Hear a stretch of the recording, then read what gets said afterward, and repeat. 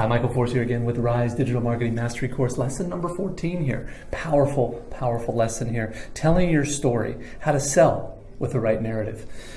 Stories have really been since the beginning of time. Think about as a kid when you were told stories, or even today, you're still reading books, stories, you're still watching movies, stories, you're still listening to songs, stories. Everything is weaved into some kind of story. There's an old saying in marketing that says, facts tell, stories sell. One of the key things about that is that if you can weave some kind of narrative into whatever product, service, interest, or idea that you have, and or even your own personal brand to tell your story. Like I tell my story as a former U.S. Marine that came online and the internet changed his whole life essentially by being able to create an income that he never thought was possible.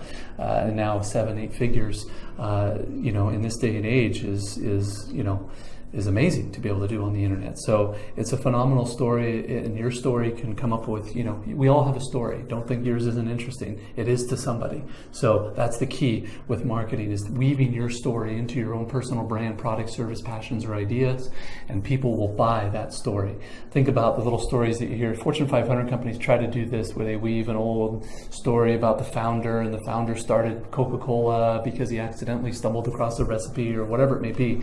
Those are all stories. Think about Walt Disney, so on and so forth. It's all stories that people buy people. They don't necessarily buy product, service, things like that. Yes, they have to, provide some kind of solution, but ultimately they're also buying the story. And that's incredibly powerful. So I'm going to teach you exactly how to do that here in this lesson. So let's jump into it, and I'll see you on the inside. Hello, Michael Force here again. Welcome to lesson 14 of the Rise Digital Marketing Mastery course. This is telling your story, how to sell more with the right narrative. Let's jump in here. The story is one of the most valuable business assets that you can create. Customers need a way to connect to you and your business, and your story basically provides it. The more your story involves elements that your customers experience, the better. The story is an asset, so refine it, take care of it, and develop it. Humans understand experiences and information in relationship to stories. It seems that in order to understand something, we must relate to it, to other things in a format really called a story. This allows us to see how elements are related to each other and to the whole. Minds think and process in a story form. When we don't have a story provided, we create one. We've already learned about the phenomenon called confabulation. When we're just to make up stories about what we have with ideas, why we made decisions, and why we're doing things, we also seem to always be looking for how elements fit together and trying to create a story that makes sense. I've talked to several friends and experts about this process of storytelling and why we need stories and how we do it. If you've learned anything of Werner Edwards trainings or Landmark trainings, you'll know that they have a whole thing to do in their program, where they basically show you that there's a distinction between what happens in the world and the stories we make up to explain them. And once you understand this distinction, that the story that you're making up is not actually what happened, it's just your story about it, it can create a pretty big awakening. I've had lots of discussions with my friends over the years about this, and even my wife. And she was telling me about a model that I believe Daniel Dennett uses. When he says way the mind works is it's kind of like a wall, and you're on one side of the wall, and everything else is going on the other side of the wall. And every once in a while, someone gets thrown over the wall for you to take a look at it. And if these elements come up over the wall in the form of thoughts, experiences, communication, and from other people, and so on and so forth. What we do is we weave a story together. We essentially improvise a story that makes them all make sense. Now, this is quite a feat when you think about it, because there's a lot new information coming in, and sometimes we have to recontextualize everything that's happened before within the new light of this information. This is particularly challenging with human beings and with businesses, because we like to believe that people are either good or bad, or the businesses are either good or bad. And, they always behave either a good way or a bad way. And we like to be able to characterize people as angels or demons or heroes or villains. And we could go on and on about this one. I'm sure you could see the rabbit hole. It goes very deep here. But the point is we are constantly rewriting our stories in order to make things make sense. So we make the world make sense. We make the new information make sense in relationship to the story that we've created about it. Now, in turn, we humans are really fascinated with the backgrounds of things. We like to know where things came from. We like to understand how things came to be. This is the story of research. It's the story of science. It's the story of archaeology. It's the story of history and researchers. Look at what's happening right now to piece the whole story together. And again, when we don't have a story provided, we create one. The mind fills in the missing gaps. So what I recommend is you consciously pay attention to developing, creating your story, telling your story in a way that customers can understand, that's attractive to them, allows them to relate to you, and allows them to relate to your business. You're talking to a particular kind of strange human that only has these traits, that doesn't have all the traits that are looking at when it comes to these kind of traits. So everyone can feel like they're just talking to them. Well, the story is just another extension of what we want to tell stories, that every piece of the story the customer can relate to. Your story should touch on key emotional experiences. Key emotional experiences are the elements of stories, and they are mostly touching people. Being at a disadvantage, trying and failing, psychological or emotional drama, discovering winning formulas, achieving success when the chips are down, these are all very interesting elements that most people can relate to, and they can make for excellent elements of your conversion story. So your story should, again, touch on some of these common elements. At the beginning, it's important that you tell the story of you or someone that started out in the same situation as the customer is in now. They didn't start out in a different situation and then got there. They started out in the same situation that your customer, your prospective customer is in right now. They tried and they failed. They tried some type of solution. They tried and they failed. Most of us have tried many things and failed at them and saw that they didn't work. Next, through the process of trying and failing, they had a breakthrough, and they discovered the secret to success. Then there was a product or a system that was created that solved this problem. Then others used it and succeeded. Ideally, you created this system, you had the breakthrough, you created the product, you give it to the others, and they used it, and then they started having success. And then now you can succeed, meaning the prospect or the customer.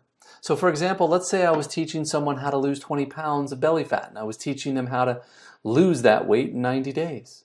If I wanted to create a compelling conversion story, I wouldn't say I started out as a champion athlete and I was in excellent shape and I've been in excellent shape all my life and then I had an accident and I was unconscious in a coma and I woke up and I had 20 pounds of belly fat.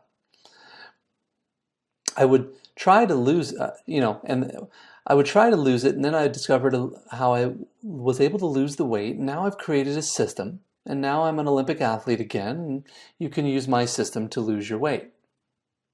Because there's something about that feels like, wait, that didn't start out there, and I'm not at the Olympic athlete level anymore, but that one doesn't make any sense to me. Now, if there's actually your story there, a way you could present it so that your customer could relate to it, that's the best way. But much better is to start out saying, I woke up one day and I had 20 pounds of belly fat around my waist. And I know for the life of me, I don't know where it came from. It just didn't make sense somehow. It got there, but it was stubborn. I tried all kinds of diets. I tried this one. I tried that one. I tried starving myself. I tried exercising all the time, and I just couldn't lose my belly fat. Then I was talking to a friend, and they shared a tip that it worked for them, and then that's what they found out. I thought, well, what the heck? Let me try it. And I couldn't believe if I started losing a pound a week. And then I started and made some tweaks to the system, and I started losing 2 pounds a week. And 90 days later, I lost all of my belly fat. I took the secret that I've discovered and I turned it into a system. And I created this training program now that anyone can use. I started giving it out to friends and people around me, so they used it and they succeeded. And now I'd like to share it with you so that you can succeed. Now, that was obviously a little rough, but a little bit sloppy, but I was making it up as I was going along here, but using the same formula. But the point is, to each of these elements is something that others can relate to. It's something that your customer would be able to relate to. see themselves in your shoes. It would be something that they're going to do, that something sounds a little bit intimidating. It also raises curiosity.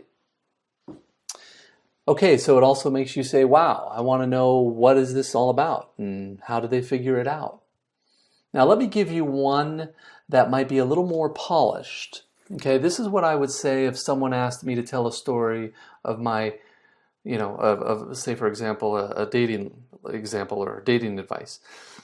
I would start off and say, I can remember the time in my life when I looked across the room at an attractive woman, and I couldn't go over and start a conversation even though she was smiling and waving at me. I felt deathly afraid. And at one point I got so frustrated, I decided to do something about it. So I went out and started reading books, going to seminars, taking different types of training courses, learning everything I could about dating and relationships. Well, each of the things that I've learned, they just didn't work very well. And I still was horrified whenever I saw that woman, that what I would like to start a conversation with. Then I met a couple of guys and I started spending time with them. These guys were what I call naturals. They were naturally good at approaching women and getting dates. I started watching what they did and noticed that they were doing something that I couldn't have done in a million years. It was completely counterintuitive to the opposite of what I could have done. In fact, they can walk over and start a conversation with a woman and walk away with her phone number, and many times even walk away with a date with her right on the spot in just a few minutes. So I started trying what I learned, and lo and behold, I started being able to get a woman's phone number within a few minutes of meeting her. After having a lot of success myself, I had my friends ask me about it, so I took up a lot of ideas, I put them together, and I started teaching others, and they started getting lots of dates consistently.